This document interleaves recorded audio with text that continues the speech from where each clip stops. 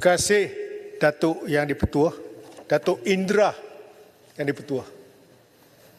Tahniah saya ucapkan kepada Yang Amat Berhormat Perdana Menteri kerana berjaya membentangkan Belanjawan 2025 dengan penuh berhemah dan bertata kelola baik dalam membina Malaysia yang kita cintai. Saya lihat banyak perkara, kalau baik, kita tentu kata baik dan baik untuk rakyat dalam Belanjawan kali ini. Saya gembira melihat sumbangan tunai seperti STR dinaikkan daripada RM3,700 kepada RM4,000. STR untuk orang bujang pula naik RM500 kepada RM600 dan bantuan warga emas juga naik sehingga RM600. Malah saya yakin dengan penambahan nilai ini, bilangan penerima juga pasti turut akan bertambah dan limpahan manfaat mampu merangsang ekonomi yang lebih baik. Maka betul lah apa yang Kerajaan Barisan Nasional BN dulu lakukan, walaupun pernah digelar dedak atau merasuah, tapi kini diteruskan. Dan pemberian tunai amat membantu rakyat mengharungi cabaran hidup. Saya tak ada masalah kerana apa yang baik, kita move on, kita teruskan, kita sokong. Saya beralih kepada subsidi petrol RON 95 untuk T15. Dengan pemberian tunai yang semakin bertambah ini, pastilah kerajaan perlu mencari sumber kewangannya. Jadi, saya nak tanya, dari manakah datangnya dana yang ketara, sedangkan dalam pengumuman belanjawan tempoh hari, kelompok T15 menjadi sasaran untuk dipotong subsidi minyak, hospital dan pendidikan. Kumpulan T15 ini, kalau berdasarkan kepada data dan juga pendapatan isi rumah dari Survey Pendapatan Isi Rumah HIS dan Survey Pendapatan Perbelanjaan Isi Rumah HIES oleh Jabatan Perangkat Malaysia Open Dossum, setakat tahun 2022, 15% pendapatan tertinggi di Malaysia bermula dengan jumlah RM13,295 dan ke atas. Takrifan T15 ni, Tuan Yang di-Pertua, sebagai golongan maha kaya sangat tidak adil. Khususnya golongan yang hanya 13,000 dianggap maha kaya. Dan saya bukan nak mempertahankan yang kaya-kaya ni, tidak. Bayangkan, seorang tokoh korporat dan jutawan tergolong dalam T15, manakala suami isteri guru grade DG48, kalau dah mengajar 12 tahun, confirm dia akan dapat pendapatan lebih daripada RM13,000. Ataupun PTD M48, suami isteri, juga akan tergolong dalam T15. Adil atau tidak? Ini yang saya nak tanya ni. RM13,000 ya.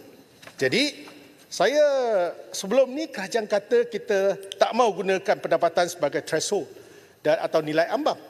Tetapi kenapa sekarang tiba-tiba pakai T15 pula? Bukan kita, saya rasa bukan kita saja pening, rakyat di luar sana lagi pening. Seterusnya, Menteri Ekonomi pernah umumkan subsidi berdasarkan net disposable income dan locality. Dia umum di sini berapa bulan yang lalu. Dan dalam kes penyasaran subsidi diesel pula, Budi Madani tak gunakan formula Menteri Ekonomi. Dan ini memang bagi saya sedikit sebanyak kepada golongan yang berpendapatan hanya RM13,000 ni, T15, dikatakan tak layak untuk subsidi RON 15, sedangkan Budi Madani gunakan kriteria pendapatan iaitu RM100,000 setahun, ringgit setahun dan bersamaan dengan RM8,333 sebulan. Kenapa tiada konsistensi dalam hal ini? Kemarin pula Menteri Ekonomi kata kerajaan rancang untuk kenakan 2 harga berlainan bagi RON 95 di stesen petrol apabila subsidi pukal dimansuhkan tahun depan. Dia kata juga akan ada harga yang tidak bersubsidi untuk golongan T15, manakala baki 85% rakyat masih akan membayar harga bersubsidi. Media melaporkan subsidi petrol dinaikkan, subsidi petrol ditarik, kerajaan sedia berdepan reaksi awam. Kerajaan akan kena pasti siapa dalam golongan T15 kelak, kata Menteri. Sekiranya mau letak 2 harga bagi RON 95, maka kena ada satu mekanisme atau cara di stesen petrol untuk kena pasti siapa T15. Kepala otak kita kena tengok cap muka dia. T15, T85 dan siapa lagi baki 85% sama ada melalui MyCard ataupun cara lain atau sistem pengenalan lain. Jangan kita lupa, kerajaan sepatutnya mengambil iktibar kegagalan kerajaan PH pada tahun 2018 hingga 2020 selama 22 bulan telah tidak dapat menzahirkan satu mekanisme pemberi subsidi petrol walaupun 25 juta ringgit telah dibelanjakan dan dibayar pada sebuah syarikat perunding. Ini hakikat. Pada pendapat saya, ini adalah idea yang kurang sempurna atau boleh dikatakan tak berapa sangat bijak sangat, yang akan merumitkan pengendali dan pekerja di stesen petrol serta pengguna ketika isi minyak serta menambah kos kepada proses menjual petrol. Kenapa pula 85% rakyat dan stesen petrol dirumitkan hanya sebab mau kenakan pada 15% yang lain?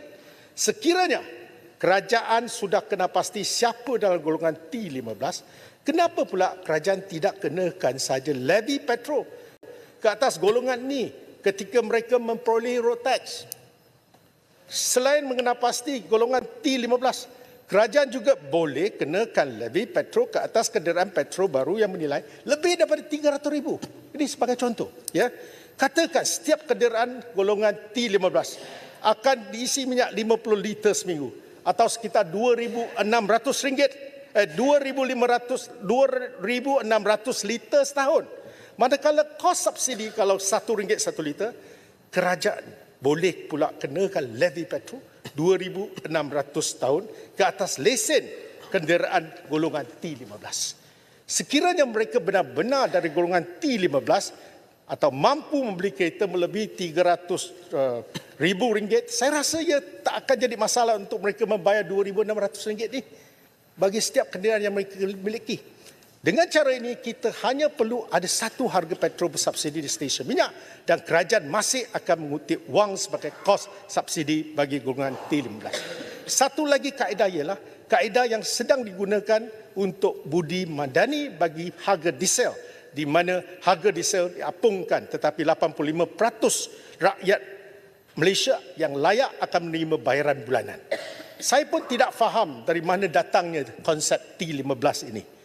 Kerajaan kena konsisten.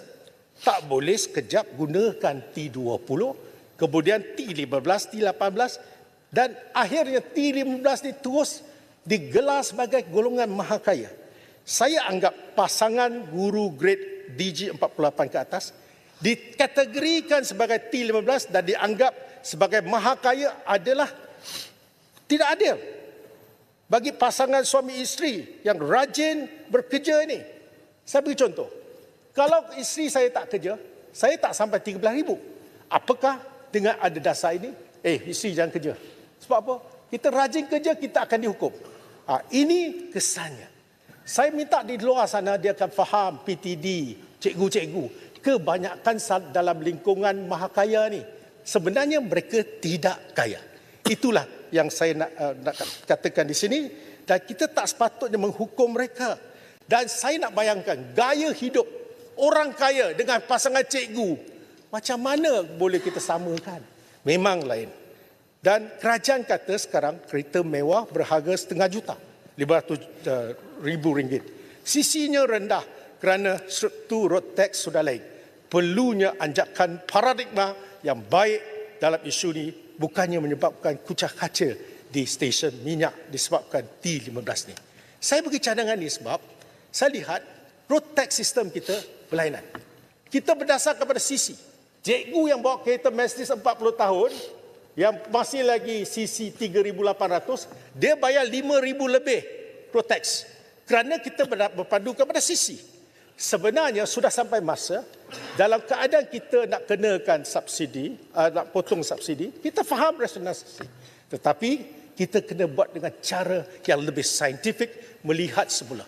Ini perlu disemak supaya kita mempunyai satu struktur pecukai untuk cukai jalan yang berlainan. Kereta harga dia dah 40 tahun, tak sampai RM10,000. Setiap tahun road tax yang lebih tinggi. Itu jadi masalah. T15 ini juga bakal dikurangkan subsidi pendidikan. Ini lebih padah. Dan kesihatan juga, subsidi kesihatan secara berperingkat. Adalah tidak adil untuk menghukum T15 ini dengan penarikan subsidi dan kelompok ini menjadi penyumbang kepada ekonomi negara. Janganlah menghukum mereka. Tuan Yang Dipertua, penyediaan akses pendidikan dan kesihatan yang baik adalah tanggungjawab kerajaan. Dan sepatutnya asas pendidikan dan kesihatan patut disediakan secara percuma kepada semua rakyat.